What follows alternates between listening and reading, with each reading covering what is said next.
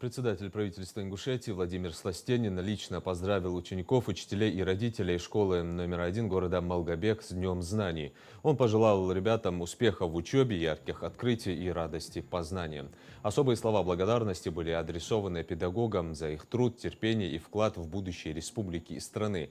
Ведь именно учителя формируют молодое поколение, помогают раскрыть потенциал каждого ребенка, а современное оборудование и технологии, которыми оснащены школы Ингушетии, создают все условия для комфортного обучения и развития детей.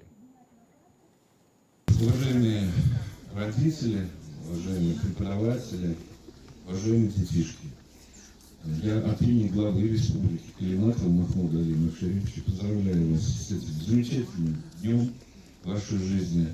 Новая страница, учеба, детство, радость. В нашей республике сегодня в первый класс идет 8324 ребенка. 8000 только в нашей республике. Есть, да, первоклашек, именно первоклашек.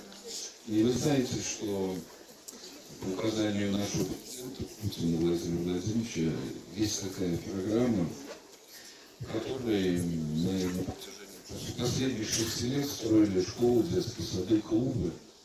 И вот за эти 6 лет в республике построено 50 школ, 50 садов, 22 клуба. И вы знаете, это дало возможность уйти от третьей смены. В некоторых школах мы ушли от второй смены. Повысилось качество обучения.